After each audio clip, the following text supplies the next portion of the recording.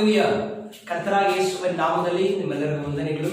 ವಿಶೇಷವಾದ ಈ ಭಾನುವಾರದಲ್ಲಿ ಕರ್ತರ ಕೃಪೆಯಿಂದ ನಾವೆಲ್ಲ ಆನ್ಲೈನ್ ಸರ್ವಿಸ್ ಮುಖಾಂತರ ಕರ್ತರನ್ನ ಭೇಟಿ ಮಾಡುವುದು ತುಂಬಾ ಮಹಿಮೆಯಾದ ದೇವರ ಕೃಪೆಯಾದ ಕಾರ್ಯವಾಗಿದೆ. ಎಲ್ಲ ಕರಗಳನ್ನು ತಟ್ಟಿ ದೇವರ ನಾಮವನ್ನು ಮಹಿಮೆ ಪಡಿಸಿ. ಹಾಲೆಲೂಯಾ. ವಿಶೇಷವಾಗಿ ಕೂಟವನ್ನು ಪ್ರಾರ್ಥನೆಯಿಂದ ನಾವು ಪ್ರಾರಂಭ ಮಾಡೋಣ.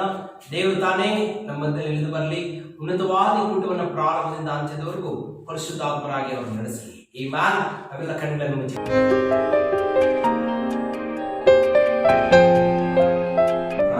ಮಹಾಪರಿಶುದ್ಧರಾದ ಕೃಪಾಪೂರ್ಣಾದ ಒಳ್ಳೆಯದೇವೆ, ಉನ್ನತವಾದ ನಿನ್ನ ದಿವ್ಯ ಸಾನ್ನಿಧ್ಯದಲ್ಲಿ ನಮ್ಮನ್ನು ನಾವು ತಗ್ಗಿಸಿಕೊಂಡು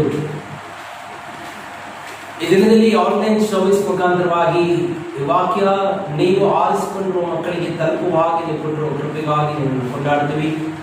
ಈ ದಿನದ ನಿನ್ನ ಕೃಪೆಯ ವಾಕ್ಯ ಅನೇಕರ ಜೀವಿತಗಳನ್ನ ಬದಲಾಯಿಸಲಿ, ಆಶೀರ್ವದಿಸಲಿ, ಉನ್ನತವಾದ ರೀತಿಯ ಅದ್ಭುತಗಳನ್ನು ಮಾಡಲಿ.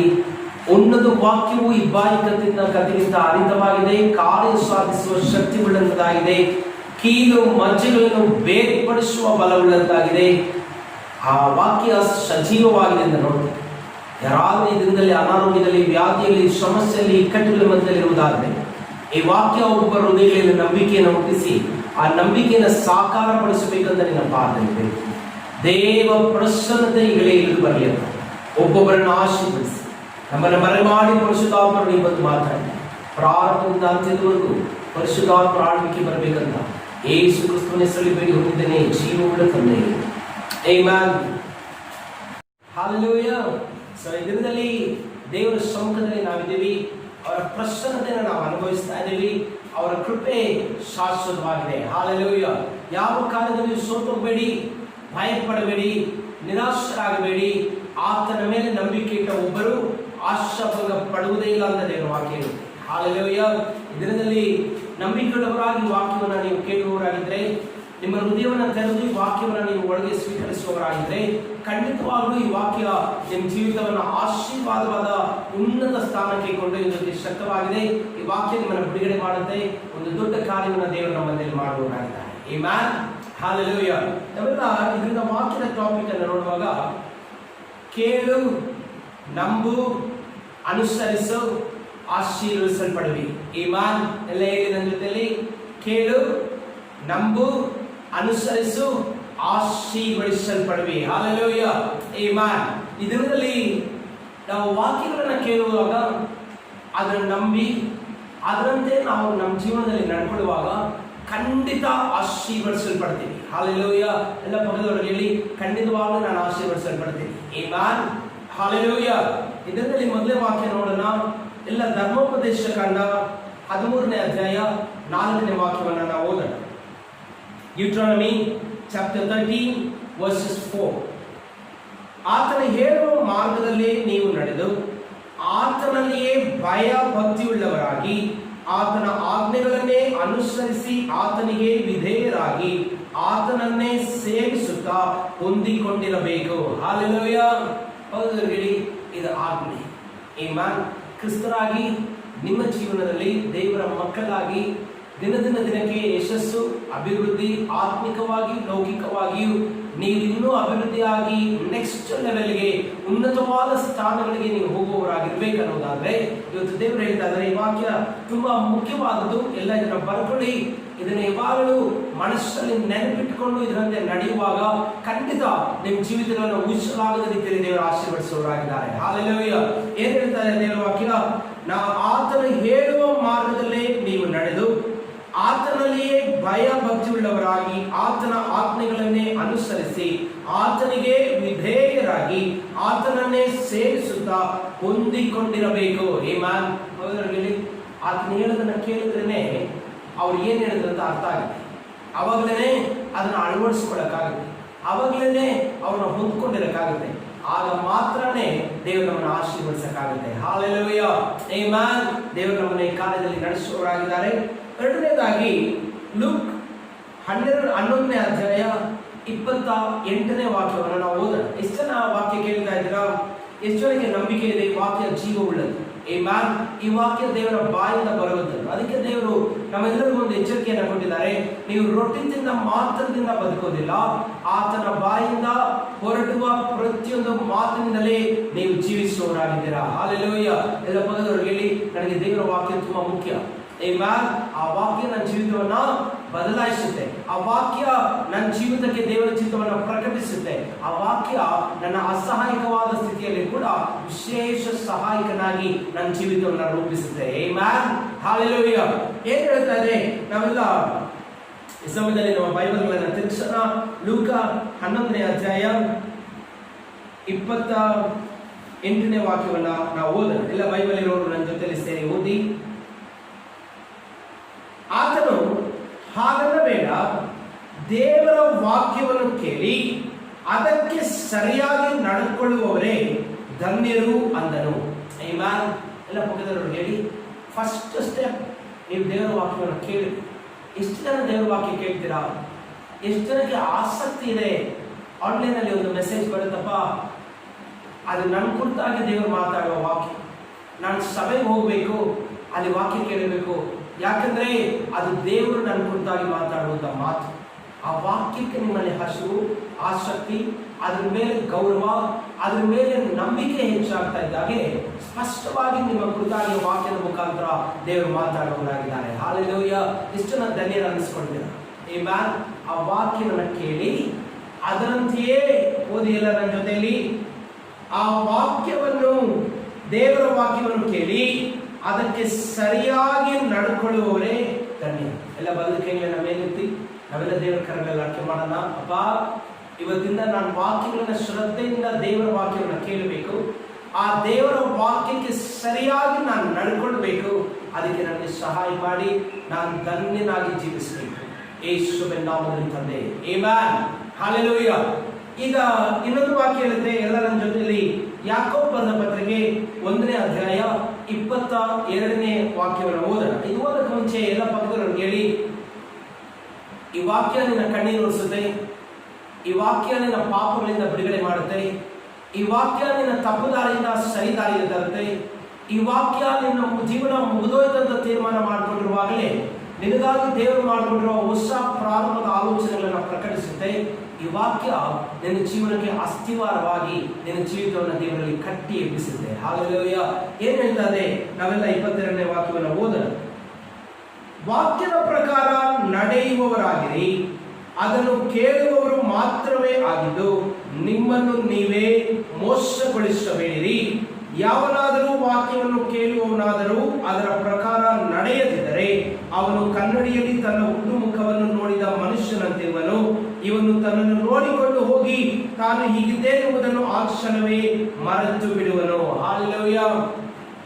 ಇಲ್ಲ ಪಕ್ಕದವರಿಗೆ ಹೇಳಿ, ವಾಕ್ಯವನ್ನು ಕೇಳಿ ಅದರಂತೆ ನಡ್ಕೊಂಡಿಲ್ಲ ಅಂತಂದ್ರೆ ನೀವು ಹುಟ್ಟು ಮುಖವನ್ನು ಕನ್ನಡಿಯಲ್ಲಿ ನೋಡ್ಕೊಂಡಷ್ಟೇ ಪ್ರಯೋಜನವನ್ನು ಪಡ್ಕೊಳ್ತಾರೆ. ಖಂಡಿತ ನಾನು ನಿಮಗೆ ಚಾಲೆಂಜ್ ಮಾಡ್ತೀನಿ, ನಾನು ನಿಮ್ಮನ್ನ ಎನ್ಕರೇಜ್ ಮಾಡ್ತೀನಿ. ವಾಕ್ಯವನ್ನು ಕೇಳಿ ಅದರ ಪ್ರಕಾರ ನಡೆಯುವುದಕ್ಕೆ ನೀವು ಪ್ರಾರಂಭಿಸಿದ್ರೆ ಈ ದಿನದಿಂದಲೇ ನಿಮ್ಮ ಜೀವಿತವನ್ನು ದೇವರು ಬದಲಾಯಿಸ್ತಾರೆ. ನೀವು ಅಂದುಕೊಂಡಿರುವ ದೊಡ್ಡದಾದ ಕೋಟೆಯ ಉಪಾಧಿಯಲ್ಲಿ ಕಾಣ್ತಾ ಇರುವ ಸಮಸ್ಯೆಗಳು ವಾಕ್ಯದ ಬಲದಲ್ಲಿಯೇ ಬಿದ್ದು ಹೋಗುತ್ತೆ. ವಾಕ್ಯವೇ ನಿಮ್ಮ ಜೀವನಕ್ಕೆ ಹೊಸದಾದ ದಾರಿಗಳನ್ನು ತೆರೆಯುತ್ತೆ. ನೀವು ಊಹಿಸಲಾಗದ ಮಟ್ಟಕ್ಕೆ, ಆಶೀರ್ವಾದವಾದ ಸ್ಥಿತಿಗೆ ನಿಮ್ಮನ್ನ ಉನ್ನತವಾಗಿ ವಾಕ್ಯ ಮೇಲೆ ತಿರುಗಿಸುತ್ತೆ. ಈ ಮ್ಯಾನ್ ಹಲ್ಲೆಲೂಯಾ. ಆ ವಾಕ್ಯ ಮುಂದೆ ಹಾಗೆ ಹೇಳುತ್ತೆ. ನಾವು ಅದನ್ನು ಕಂಟಿನ್ಯೂ ಮಾಡುವಾಗ, ಎಲ್ಲದಕ್ಕಿಂತ ಮುಖ್ಯವಾಗಿ ಆದರೆ ಬಿಡುಗಡೆಯನ್ನುಂಟು ಮಾಡುವ ಸರ್ವೋತ್ತಮ ಧರ್ಮ ಪ್ರಮಾಣವನ್ನು ಲಕ್ಷ್ಯ ಕೊಟ್ಟು ನೋಡಿ, ಇನ್ನೂ ನೋಡುತ್ತಲೇ ಇರುವವನು ವಾಕ್ಯವನ್ನು ಕೇಳಿ ಮರೆತು ಹೋಗುವವನಾಗಿರದೆ ಅದರ ಪ್ರಕಾರ ನಡೆಯುವವನಾಗಿದ್ದು ತನ್ನ ನಡತೆಯಿಂದ ಧನ್ಯನಾಗುವನು. ಹಲ್ಲೆಲೂಯಾ. ಹೇಳಿ, ಯಾಕೆ ಪಾಸ್ಟ್ ಯಾವಾಗಲೂ ಏನ್ ಕೇಳಿದ್ರು ವಾಕ್ಯ ಹೇಳು ಅಂತ ಕೇಳ್ತಾರೆ? ಯಾಕೆ ಯಾವಾಗ ಸಿಕ್ಕಿದ್ರು ಏನು ವಾಕ್ಯ ಓದಿದ್ರು ಅಂತ ಕೇಳ್ತಾರೆ? ಯಾಕೆ ಯಾವಾಗ ಸಿಕ್ಕಿದ್ರು ನೀವು ವಾಕ್ಯ ಕೇಳಿದ್ರೆ ನೆನಪೇ ಇಲ್ವಾ ಅಂತ ಹೇಳಿ ಯಾವಾಗಲೂ ನಮ್ಮನ್ನು ಅದ್ರ ಬಗ್ಗೆನೇ ಮಾತಾಡಿಸ್ತಾರೆ. ಪಕ್ಕದವ್ರು ಹೇಳಿ, ನಾನು ನಿಮ್ಮನ್ನ ಪ್ರೀತಿಸ್ತೀನಿ. ಆಮೆನ್. ನಾನು ಯಾವುದರಲ್ಲೂ ನಿಮ್ಮನ್ನ ಹೀಯಾಳಿಸುವುದು ಉದ್ದೇಶ ಅಲ್ಲ, ನಿಮ್ಮನ್ನು ನೋಯಿಸುವುದು ಉದ್ದೇಶ ಅಲ್ಲ. ಆದರೆ ಎಲ್ಲದಕ್ಕಿಂತ ಮುಖ್ಯವಾಗಿ ಈ ವಾಕ್ಯ ನಿಮ್ಮ ಜೀವನಕ್ಕೆ ಎಷ್ಟು ಅವಶ್ಯ ಅದೆಷ್ಟು ಪರಿಣಾಮಕಾರಿ, ಅದು ನಿಮ್ಮ ಜೀವನವನ್ನ ಎಲ್ಲಿಗೆ ಬೇಕಾದ್ರೂ ತಗೊಂಡು ಹೋಗುವ ಸಾಮರ್ಥ್ಯ ಉಳ್ಳದಾದಂತ ನಿಮಗೆ ಅದನ್ನ ತಿಳಿಸುವುದೇ ನನ್ನ ಉದ್ಯೋಗ. ಹಾಲೆಲೂಯ. ಇವತ್ತು ದೇವರು ಸ್ಪಷ್ಟವಾಗಿ ಹೇಳ್ತಾ ಇದ್ದಾರೆ, ಒಂದು ವೇಳೆ ಧರ್ಮ ಪ್ರಮಾಣವನ್ನ, ದೇವರನ್ನ ಒಂದೇ ಸಮ ನೋಡುವವನಾಗಿ, ಅದರಲ್ಲೇ ಆಸಕ್ತಿ ಉಳ್ಳವನಾಗಿ ಕೇಳಿದ ದೇವರ ವಾಕ್ಯವನ್ನ, ಅಲ್ಲಿ ದೇವರ ವಾಕ್ಯ ಹೇಳ್ತಾರೆ, ದೇವರ ವಾಕ್ಯವನ್ನು ಕೇಳಿ ಮರೆತು ಹೋಗುವವನಾಗಿರದೆ ಅದರ ಪ್ರಕಾರ ನಡೆಯುವವನಾಗಿದ್ದು ತನ್ನ ನಡತೆಯಿಂದ ಧನ್ಯನಾಗುವನು. ಪಕ್ಕದವರಿಗೆ ಹೇಳಿ, ಫಸ್ಟ್ ಕೇಳಿಸ್ಕೊಳ್ಳೋದ್ರಲ್ಲಿ ತೀವ್ರವಾಗಿರ್ಬೇಕು. ಎರಡನೇದರಲ್ಲಿ ಅದನ್ನ ಆಸಕ್ತಿಯಿಂದ ಕೇಳಿ ಹೃದಯದ ಹಲಿಗೆ ಮೇಲೆ ಬರ್ಕೊಳ್ಬೇಕು. ನಿಮಗೆ ವಾಕ್ಯ ಮರ್ತೋಗ್ತಾ ಇದೆ ಅನ್ನೋದಾದ್ರೆ ಆ ವಾಕ್ಯ ನಿಮಗೆ ಅರ್ಥ ಆಗಿಲ್ಲ, ಆ ವಾಕ್ಯದ ಮೇಲೆ ನಿಮಗೆ ಶ್ರದ್ಧೆ ಇಲ್ಲ, ಆ ವಾಕ್ಯ ನಿಮ್ಮ ಜೀವನದಲ್ಲಿ ನೀವು ಅಳವಡಿಸಿಕೊಳ್ಳೋಕೆ ನಿಮ್ಮ ಕೈಲಿ ಆಗಲ್ಲ. ಆ ವಾಕ್ಯ ಅಳವಡಿಸಿಕೊಳ್ಳದ ಪಕ್ಷದಲ್ಲಿ ನಿಮಗೆ ಅದರಿಂದ ಯಾವ ಲಾಭ, ಆಶೀರ್ವಾದ, ಪ್ರಯೋಜನಗಳು ದೊರೆಯುವುದಕ್ಕೆ ಸಾಧ್ಯ ಇಲ್ಲ. ಹಾಲೆಲೂಯ. ಮೊದಲನೇ ವಾಕ್ಯ ಇದೆ, ನಿನ್ನ ನೀನೇ ಮೋಸಗೊಳಿಸಿಕೊಳ್ತಾ ಇದ್ದೀನಿ. ಇವತ್ತಿಂದ ದೇವರನ್ನ ಆಯ್ಕೆ ಮಾಡಿ ಆಸಕ್ತಿಯಿಂದ ನಾನು ವಾಕ್ಯ ಕೇಳ್ತೀನಿ. ಆ ವಾಕ್ಯ ನನ್ನ ಜೀವನಕ್ಕೆ ಆಶೀರ್ವಾದ, ಆ ವಾಕ್ಯ ನನ್ನ ಜೀವನಕ್ಕೆ ಆಧಾರ, ಆ ವಾಕ್ಯ ನನ್ನ ಜೀವನವನ್ನ ಬದಲಾಯಿಸುವ ಉನ್ನತವಾದ ಆಯುಧ. ಅದರಿಂದ ಇವತ್ತಿಂದ ನಾನು ಶ್ರದ್ಧೆಯಿಂದ ವಾಕ್ಯ ಕೇಳ್ತೀನಿ. ಆ ವಾಕ್ಯ ಏನ್ ಹೇಳಿದೋ ಅದರ ಪ್ರಕಾರ ನಡ್ಕೊಳ್ತೀನಿ. ಖಂಡಿತವಾಗಲೂ ನಾನು ಧನ್ಯನಾಗಿ ಜೀವಿಸ್ತೇನೆ. ಹಾಲೆಲೂಯ. ಆಮೆನ್. ಒಂದು ಉನ್ನತವಾದ ಒಳ್ಳೆ ಅಧ್ಯಾಯವನ್ನು ತೆಗೆದು ಇದರಲ್ಲಿ ಏನು ನಡೆಯುತ್ತೆ ಅಂತ ನೋಡಿ ನಾವೆಲ್ಲ ಕಣ್ಮುಚ್ಚಿ ಪ್ರಾರ್ಥನೆ ಹೋಗೋಣ. ಎಲ್ಲ ಲೂಕ ಬರೆದ ಸುವಾರ್ತೆ 5ನೇ ಅಧ್ಯಾಯಕ್ಕೆ ಬನ್ನಿ. ಬಹುತೇಕ ಸರಿ ವಾಕ್ಯಗಳನ್ನು ನೀವು ಓದಿರ್ತೀರಾ, ಅನೇಕ ಪ್ರಸಂಗಗಳಲ್ಲಿ ಕೇಳಿರ್ತೀರಾ. ಆದರೆ ನಾನು ವಾಕ್ಯವನ್ನು ಧ್ಯಾನಿಸ್ತಾ ಇರುವಾಗ ಒಂದು ಒಳ್ಳೆ ಥಾಟನ್ನು, ಒಂದೊಳ್ಳೆ ಆಲೋಚನೆಯನ್ನು ದೇವರು ಕೊಟ್ಟಿದ್ದಾರೆ. ಈ ಆಲೋಚನೆ ಖಂಡಿತವಾಗ್ಲೂ ನಿಮ್ಮ ಜೀವಿತಗಳಲ್ಲಿ ಒಂದು ದೊಡ್ಡ ಬದಲಾವಣೆಯನ್ನು ತರುತ್ತಂತ ನಾನು ನಂಬ್ತೇನೆ. ಆಮೆನ್. ಎಷ್ಟು ಜನ ನಂಬ್ತಿಲ್ಲ? ಹಾಲೆಲೂಯ. ಆಮೆನ್. ಲೂಕ 5ನೇ ಅಧ್ಯಾಯದಲ್ಲಿ 5ನೇ ವಾಕ್ಯ, ನೀವು ಮೊದಲಿಂದ ಅದನ್ನು ಫಸ್ಟಿಂದ ಓದಿ, ನಾನಿಲ್ಲ ಅದನ್ನು ನಿಮಗೆ ಕಥೆಯಾಗಿ ಹೇಳ್ತೀನಿ. ಇದು ಒಂದು ಘಟನೆ ನಡೀತಾ ಇದೆ. ಯೇಸು ಸ್ವಾಮಿ ಪ್ರಪ್ರಥಮ ಬಾರಿಗೆ ಸೇವೆ ಪ್ರಾರಂಭ ಮಾಡಿದ ಮೇಲೆ ಈ ಒಂದು ಸಮುದ್ರ ತೀರಕ್ಕೆ ಇಲ್ಲಿ ಹೇಳಿದೆ, ಒಂದಾದೊಂದು ದಿವಸ ಜನರು ಒತ್ತಾಗಿ ಬಂದು ಆತನ ಮೇಲೆ ಬಿದ್ದುಕೊಂಡು ದೇವರ ವಾಕ್ಯವನ್ನು ಕೇಳುತ್ತಿರಲು ಗೆನೇಜರೇತ್ ಕೆರೆಯ ಅಂಚಿನಲ್ಲಿ ನಿಂತಿದ್ದ ಆತನು ಆ ಕೆರೆಯ ದಡದಲ್ಲಿ 2 ದೋಣಿಗಳನ್ನು ಕಂಡನು. ಬೆಸ್ತರು ಅವುಗಳೊಳಗಿಂದ ಹೊರಗೆ ಬಂದು ತಮ್ಮ ಬಲೆಗಳನ್ನು ತೊಳೆಯುತ್ತಿದ್ದರು. ಹಾಲೆಲೂಯ. ಹೊರಗೆ ಹೇಳಿ, ನೀವು ಇವತ್ತು ಏನು ಬೇಕಾದ್ರೂ ಆಗಿರ್ಬೋದು, ಒಂದು ವೇಳೆ ದೇವರನ್ನು ನಂಬಿರೋರಾಗಿರ್ಬೋದು, ಇದೇ ಫಸ್ಟ್ ಟೈಮ್ ದೇವರ ವಾಕ್ಯವನ್ನು ಕೇಳ್ತಾ ಇರ್ಬೋದು, ನೀವು ನಿಮಗೆ ದೇವರು ಹೊಸದಾಗಿರ್ಬೋದು, ಅಥವಾ ನೀವು ತುಂಬ ಅನೇಕ ವರ್ಷಗಳಿಂದ ಇರ್ಬೋದು. ಆದರೆ ಇಲ್ಲಿ 2 ವಿಚಾರವನ್ನು ನಾನು ನಿಮ್ಮ ಗಮನಕ್ಕೆ ತರ್ತೀನಿ. ಇಲ್ಲಿ ಯಾರು ಶಿಷ್ಯರಿಂದ ಇಲ್ಲ, ಅವರು ಕುಲವೃತ್ತಿ ಪ್ರಕಾರವಾಗಿ ಅವರು ಬಂದಿರುವ ಆ ಒಂದು ವೃತ್ತಿ ಧರ್ಮದ ಪ್ರಕಾರ ಬೆಸ್ತರಾಗಿ ಮೀನುಗಳನ್ನ ಕೆರೆ ಹತ್ರ ಇಡ್ತಾರೆ. ಅಲ್ಲಿಗೆ ಯೇಸು ಸ್ವಾಮಿ ಬಂದು ಉನ್ನತವಾಗಿ ವಾಕ್ಯಗಳನ್ನ ಬೋಧಿಸ್ತಾ ಇದ್ದಾರೆ. ಅನೇಕ ಜನಗಳು ವಾಕ್ಯವನ್ನ ಕೇಳಿಕೆ ದೇವರ ಸಮ್ಮುಖಕ್ಕೆ ದಂಡಾಗಿ ಅನೇಕರು ಬಂದಿದ್ದಾರೆ. ಅಲ್ಲಿ ಒಂದಷ್ಟು 2 ದೋಣಿಗಳನ್ನು ಇಟ್ಕೊಂಡ್ರು. ಬೆಸ್ತರನ್ನ ದೇವರು ನೋಡಿ, ಬೆಸ್ತರಂದ್ರೆ ಯಾರು? ಕುಲವೃತ್ತಿಯಲ್ಲಿ ಅವರು ಏನಾಗಿದ್ದಾರೆ? ಮೀನು ಹಿಡಿಯುವ ಒಂದು ಕುಲವೃತ್ತಿ ಉಳ್ಳವರಾಗಿದ್ದಾರೆ. ಈಗ ಅಲ್ಲಿ ಯೇಸು ಸ್ವಾಮಿ ಬಂದ ಕೂಡಲೇ ಅಲ್ಲಿ ದೇವರ ವಾಕ್ಯ ಇರುತ್ತೆ, ಮೊದಲನೇ ಸ್ಟೆಪ್ ಏನೂ ಗೊತ್ತಿಲ್ಲದ ಬೆಸ್ತರಾಗಿದ್ದಂತ ಪೇತ್ರನು ಅಪೋಸ್ತಲನಾಗಿ ಮುಂದಿನ ದಿನಗಳಲ್ಲಿ ಆಗ್ತಾನೆ. ಅಲ್ಲಿಗೆ ಆತನ ಹೆಸರೇನು? ಸಿಮೋನನು, ಅಂದ್ರೆ ಹಗುರವಾದ ವ್ಯಕ್ತಿ ಅಂತ ಕೆಲವೊಂದು ಟ್ರಾನ್ಸ್ಲೇಷನ್ ಹೇಳ್ತಾರೆ. ಆದರೆ ಪೇತ್ರನ ಪದದ ಅರ್ಥ ಬಂಡೆ, ತೂಕವಾದ ವ್ಯಕ್ತಿ. ಹಾಲೆಲೂಯ. ಇಲ್ಲಿ ನಮ್ಮ ಜೀವನದಲ್ಲಿ ಒಂದೇ ಒಂದು ಕಾರ್ಯ ನೀವು ಮಾಡುವಾಗ ಹಗುರವಾದ ನಿಮ್ಮ ಜೀವನ, ಒಂದು ವೇಳೆ ಎಲ್ಲರೂ ನಿಮ್ಮನ್ನ ತಾತ್ಸಾರ ಮಾಡಿ ನಿಮಗೆ ಏನು ಬರಲ್ಲ, ನಿಮಗೆ ಬೈಬಲ್ ಓದಕ್ಕೆ ಬರಲ್ಲ, ಪ್ರಸಂಗ ಮಾಡೋಕ್ಕೆ ಬರಲ್ಲ, ದೇವ್ರ ಬಗ್ಗೆ ಗೊತ್ತಿಲ್ಲ, ಯೇಸು ಯಾರಂತ ನಿಮಗೆ ಗೊತ್ತಿಲ್ಲ, ಆದರೆ ಒಂದು ಸಾರಿ ಯೇಸು ಸ್ವಾಮಿಯ ಮಾತನ್ನ ನೀವು ಕೇಳಕ್ಕೆ ಶುರು ಮಾಡಿದ್ರೆ, ಅವರ ವಾಕ್ಯವನ್ನ ಕೇಳಕ್ಕೆ ಶುರು ಮಾಡಿದ್ರೆ, ಅದರ ಪ್ರಕಾರ ನಡೆಯುವವರಾಗಿ ವಿಧೇಯರಾಗುವುದಾದ್ರೆ ನಿಮ್ಮ ಜೀವಿತವನ್ನು ಉನ್ನತ ಮಟ್ಟಕ್ಕೆ ಆ ವಾಕ್ಯ ಕರ್ಕೊಂಡು ಹೋಗುತ್ತೆ. ಹಾಲೆಲೂಯ.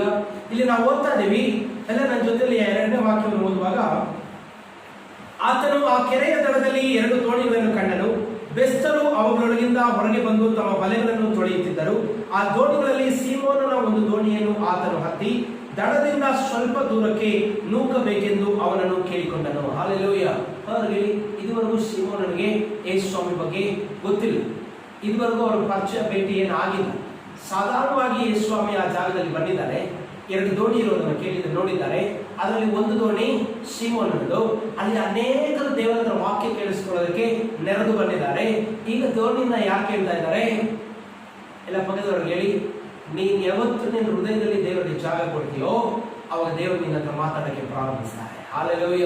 ನಾವು ಹೃದಯದಲ್ಲಿ ಜಾಗ ಕೊಟ್ಟಿಲ್ಲ ಅಂದ್ರೆ ದೇವರ ವಾಕ್ಯ ಹೇಳುತ್ತೆ, ನಿನ್ನ ಹೃದಯವೆಂಬ ಬಾಗಿಲನ್ನು ನಾನು ಕದವನ್ನ ತಟ್ತಾ ಇದ್ದೀನಿ, ನನ್ನ ಸ್ವರವನ್ನ ಕೇಳಿ ಯಾರಾದ್ರೂ ಕದವನ್ನ ತೆರೆದ್ರೆ ಅವ್ರ ಜೊತೆಯಲ್ಲಿ ಹೋಗಿ ನಾನು ಊಟವನ್ನು ಮಾಡ್ತೀನಿ. ಹಾಲೆಲೂಯ. ಪೇತ್ರನಿಗೆ ಏನು ಗೊತ್ತಿಲ್ಲ. ಸೀಮೋನನ್ ಅಂತ ಅವನ ಹೆಸರು. ಸೀಮೋನನಾಗಿರುವ ಬೆಸ್ತನು ತನ್ನ ದೋಣಿಯಲ್ಲಿದ್ದಾನೆ. ಎಲ್ಲ ಗಮನಿಸಿ. ಇನ್ನೊಂದು ಪಾಯಿಂಟ್ ನಾನು ನಿಮ್ಗೆ ಹೇಳ್ತೀನಿ. ಯಾವ ಸ್ಥಿತಿಯಲ್ಲಿದ್ದಾನೆ ಗೊತ್ತಾ? ರಾತ್ರಿಯೆಲ್ಲ ಬಲೆ ಬಿಸಿ ಒಂದು ಮೀನು ಸಿಕ್ಕದಿರ ಅವನು ನಿರುತ್ಸಾಹಪಟ್ಟು ನಿರಾಶೆಗೊಂಡು ಮೀನು ಸಿಕ್ಕಿದಿರ ಬಲೆ ತೊಳ್ಕೊಂಡು ದಡದಲ್ಲಿದ್ದಾನೆ. ಆದರೂ ಕೂಡ ತನ್ನ ದೋಣಿಯಲ್ಲಿ ಯೇಸು ಸ್ವಾಮಿಗೆ ಜಾಗವನ್ನು ಕೊಟ್ಟಿದ್ದಾನೆ. ಹಾಲೆಲೂಯ. ಇವತ್ತು ನಿಮ್ಮ ಜೀವನದಲ್ಲಿ ನಿಮ್ಮ ಕೆಲಸ ಎಲ್ಲ ಫೇಲ್ಯೂರ್ ಆಗಿರ್ಬೋದು.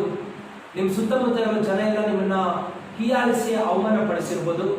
ನೀವು ಮಾಡ್ಬೇಕಂತ ಹೊರಟು ಈ ಸಮಯದಲ್ಲಿ ಈ ವಾಕ್ಯ ಕೇಳ್ತಾ ಇರುವಾಗಲೇ ಒಂದು ವೇಳೆ ನಾನು ಏನೇನಕ್ಕೂ ಪ್ರಯಾಸ ಪಟ್ಟು ಹೋದೆ, ನನ್ನ ಜೀವನದ ಎಲ್ಲ ಕಾಲದಲ್ಲಿ ನಾನು ಇವತ್ತು ಸೋತು ಹೋಗಿದ್ದೀನಿ, ನನಗೆ ಬೇರೆ ಯಾವ ರೀತಿಯಲ್ಲಿಯೂ ಸಂತೋಷದ ದಿನಗಳಲ್ಲ, ಇದು ದುಃಖದಲ್ಲಿದ್ದೀನಿ, ನಾನು ಸೋತು ಹೋಗಿದ್ದೀನಿ, ನಿರುತ್ಸಾಹಗೊಂಡಿದ್ದೀನಿ ಅಂದ್ರೆ ಇದೇ ಸರಿಯಾದ ಸಮಯ. ನಿಮ್ಮ ಹೃದಯದಲ್ಲಿ ಯೇಸುವಿಗೆ ನೀವು ಜಾಗ ಕೊಡಿ. ಹಾಲೆಲೂಯ. ಪೇತ್ರನೇ ಸಿಂಹವನ್ನು ಹೇಳ್ತಾನೆ, ಯೇಸು ಸ್ವಾಮಿ ಒಂದು ಹೇಳ್ತಾರೆ, ಆ ದೋಣಿ ಒಳಗೆ ನಾನು ಕೂತ್ಕೊಳ್ಬೇಕು. ಕೂತ್ಕೊಂಡ ತಕ್ಷಣ ಹೇಳ್ತಾರೆ, ನನ್ನ ಸ್ವಲ್ಪ ನೀರು ಒಳಗಡೆಗೆ ನಿನ್ನ ದೋಣಿಯನ್ನು ತಳ್ಳು. ಹಾಲೆಲೂಯ. ಮೊದಲಲ್ಲಿ ಹೇಳಿ, ಫಸ್ಟು ನಿನ್ನ ಹೃದಯದಲ್ಲಿ ಯೇಸುವನ್ನ ಜಾಗ ಕೊಡಿಸು. ಎರಡನೇದಾಗಿ, ನೀನು ಯಾವ ಪರಿಸ್ಥಿತಿಯಲ್ಲ ಇರು, ನೀನು ಎಷ್ಟು ಕಷ್ಟದಲ್ಲ ಇರು, ಎಷ್ಟು ಸೋತು ಹೋಗಿಯಲ್ಲ ಇರು, ನಿನ್ನ ಜೀವನ ಎಷ್ಟು ಅಪ್ರಯೋಜಕವಾಗಿ ನೋವಲ್ಲಿ ಜಜ್ಜಿಗಾಗಿದ್ರೆ ಕೂಡ ಯೇಸು ನಿಮ್ಮ ಹೃದಯದಲ್ಲಿ ಬಂದ ತಕ್ಷಣ ಆ ನಿಮ್ಮ ಜೊತೆ ಮಾತಾಡ್ತಾರೆ. ಹಾಲೆಲೂಯ. ಒಂದು ಸೀಮೋನನ ದೋಣಿಯಲ್ಲಿ ಜಾಗ ಕೊಟ್ಟಿದ್ರಿಂದ ಅಲ್ಲಿ ಸುತ್ತ ನೆರೆದಿದ್ದ ಜನಗಳಿಗೆ ಆ ದೋಣಿಯನ್ನೇ ಒಂದು ವೇದಿಕೆಯಾಗಿ ಮಾಡಿಕೊಂಡು ಯೇಸು ಪ್ರಸಂಗ ಮಾಡ್ತಾರೆ. ಹಾಲೆಲೂಯ. ಇವತ್ತು ನಿನ್ನ ಜೀವನ, ನಿನ್ನ ಹೃದಯ, ಅನೇಕ ಲಕ್ಷಾಂತರ ಮಕ್ಕಳು ದೇವರ ವಾಕ್ಯವನ್ನು ಕೇಳಕ್ಕೆ ವೇದಿಕೆ ಆಗ್ಬೋದಾ? ನಿನ್ನ ಒಂದು ಜೀವನ ಅನೇಕ ಸೂಸೈಡ್ ಮಾಡ್ಕೊಳ್ತಾ ಇರೋರು, ಜೀವನಕ್ಕೆ ಇಲ್ಲಿಗೆ ಅರ್ಥನೇ ಇಲ್ಲ ಅಂತ ದುಃಖಪಟ್ಟು ವ್ಯರ್ಥವಾಗಿ ಹೋಗ್ತಾ ಇರೋರು, ದಾರಿ ತಪ್ಪುತ್ತಾ ಇರುವ ಯವನಸ್ಥರು, ದೇವರು ಯಾರು ಅಂತ ತಿಳ್ಕೊಂಡ್ರೆ ಸಾಕು ನನ್ನ ಜೀವನ ಬಿಡುಗಡೆ ಆಗುತ್ತೆ ಅಂತ ಆಸೆ ಪಡ್ತಾ ಇರೋರು, ಅವ್ರಿಗೆ ನಿನ್ನ ಮುಖಾಂತರ ವೇದಿಕೆಯಾಗಿ ಮಾಡಿಕೊಂಡು ದೇವರು ಮಾತಾಡೋದಕ್ಕೆ ಅವಕಾಶ ಕೊಡ್ತೀಯಾ ಅಂತ ದೇವರು ಇವತ್ತು ಕೇಳ್ತಾರೆ. ಹಾಗೆ ಕೊಡೋದಕ್ಕೆ ನೀನು ಸಿದ್ಧ ಇದ್ರೆ ಇವತ್ತು ಸೀಮೋನನ ದೋಣಿಯಲ್ಲಿ ಕೂತ್ಕೊಂಡು ಪ್ರಸಂಗ ಮಾಡದೆ ಯೇಸು ನಿನ್ನೊಳಗೆ ಕೂಡ ಬಂದು ನಿನ್ನ ಮುಖಾಂತರ ಅನೇಕರನ್ನ ಆಶೀರ್ವದಿಸುವವರಾಗಿದ್ದಾರೆ. ಹಾಲೆಲೂಯ. ನಂಬಿಕೆಯವರೆಲ್ಲ ಕೈಗಳನ್ನು ತಟ್ಟಿ ಯೇಸುವನ್ನು ಉನ್ನತವಾಗಿ ಮಹಿಮೆ ಪಡಿಸಿ ಮಗದವರಿಗೆ ಹೇಳಿ, ಅವತ್ತಿದ್ದಾಗೆ ಯೇಸು ಇವತ್ತಿದ್ದಾಗೆ ಅವ್ರು ನಿರಂತರವೂ ಇರ್ತಾರೆ. ಅವ್ರು ಯಾವುದ ಕಾರಣಕ್ಕೂ ಪಾರ್ಟಿ ಮಾಡ್ತಾರೋನ್ನ ಹುಡ್ಕೊಂಡು ಹೋಗಲ್ಲ. ಚೆನ್ನಾಗಿ ಮೀನುಗಳು ಸಿಕ್ಕಿದೆ ಅಂತ ಹೇಳಿ ಹರ್ಷವಾಗಿರೋನ್ನ ಹುಡ್ಕೊಂಡು ಹೋಗಲ್ಲ. ನನ್ನ ಲೈಫ್ ಸೆಟ್ಲ್ ಆಗಿದೆ, ನನಗೆ ತುಂಬಾ ದುಡ್ಡಿದೆ, ನನಗೆ ಒಳ್ಳೆ ಆರೋಗ್ಯ ಇದೆ, ನನಗೆ ಯಾವ ತೊಂದರೆ ಇಲ್ಲ, ನಾನು ನೀತಿವಂತನಾಗಿದ್ದೀನಿ ಅನ್ನೋರನ್ನ ಹುಡ್ಕೊಂಡು ಹೋಗಲ್ಲ. ದೇವರ ವಾಕ್ಯ ಹೇಳ್ತಾ ಇದೆ, ನಾನು ನೀತಿವಂತರಿಗೋಸ್ಕರ ಅಲ್ಲ, ಪಾಪಿಗಳಿಗೋಸ್ಕರ ನಾನು ಹುಡುಕಿ ಬಂದಿದ್ದೀನಿ. ನಾನು ಆರೋಗ್ಯವಾಗಿರುವವರಿಗಲ್ಲ, ಅನಾರೋಗ್ಯವಾಗಿರುವ ರೋಗಿಗಾಗಿಯೇ ವೈದ್ಯನಾಗಿ ಬಂದಿದ್ದೀನಿ. ಇವತ್ತು ನೀವು ಅನೇಕ ಪಾಪಗಳಲ್ಲಿ ಸಿಕ್ಕಾಕೊಂಡಿದ್ದೀರಾ, ಅದರಿಂದ ಹೊರಗೆ ಬರಕ್ಕಾಗಲ್ಲ ಅಂತ ದುಃಖಪಟ್ಟು ತಲೆ ಮೇಲೆ ಕೈ ಇಟ್ಟು ನನ್ನ ಜೀವನದಲ್ಲಿ ನಾನು ಏನು ಮಾಡೋಕ್ಕಾಗದಿರೋ ಅಸಹಾಯಕ ಸ್ಥಿತಿಯಲ್ಲಿ ಇದ್ದೀನಿ ಅಂತಿದ್ದೀರಾ.